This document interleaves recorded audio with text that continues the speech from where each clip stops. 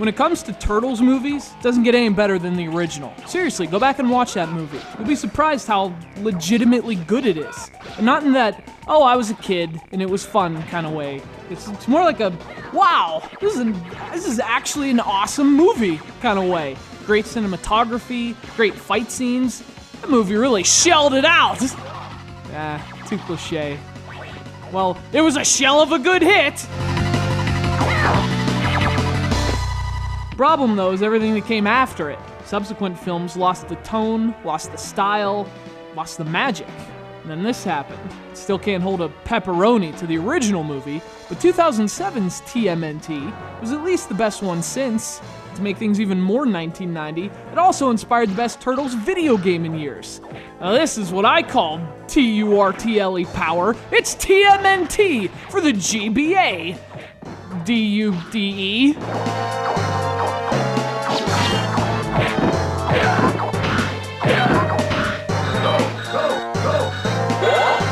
Actually, TMNT is interesting for more than just being a good Ninja Turtles game in 2007. It's also a perfect example of how modern game development tends to miss the forest through the trees. The console version of TMNT is your typical 3D game with a bunch of fancy 3D stuff. Probably took a lot more time and resources than the handheld version, which, you know, this is just some cute little 2D game. It happens to be like a million times better.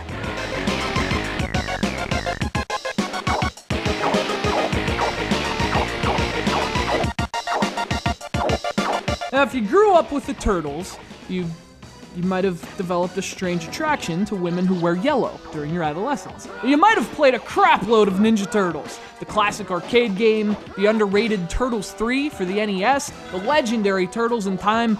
Those games were awesome. So TMNT asks, why fix what wasn't broken? Dude.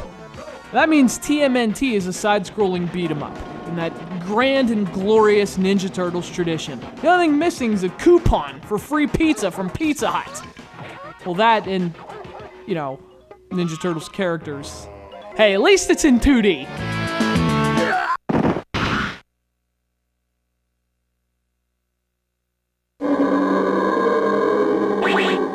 So, yeah, TMNT struggles with the same stuff as a game that it struggled with as a movie. Chiefly, there's not enough recognizable Turtles villains. I mean, beating up street thugs just isn't the same as beating up foot soldiers, or Mousers, or freaking Triceratons.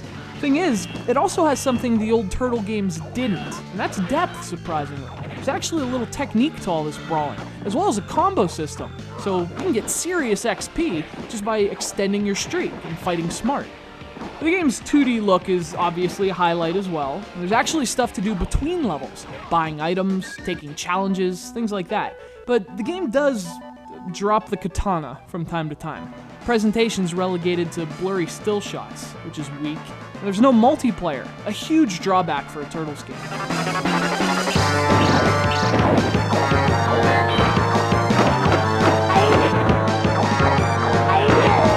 So as good as it is, there's a certain charm that's missing from TMNT, at least when compared to those classic Turtles games. But in terms of how it plays, the Turtles haven't lost a step. This is fun, challenging 2D brawling years after its heyday. If you grew up loving the Turtles, TMNT is like a time capsule with a drill on top and a brain in its stomach.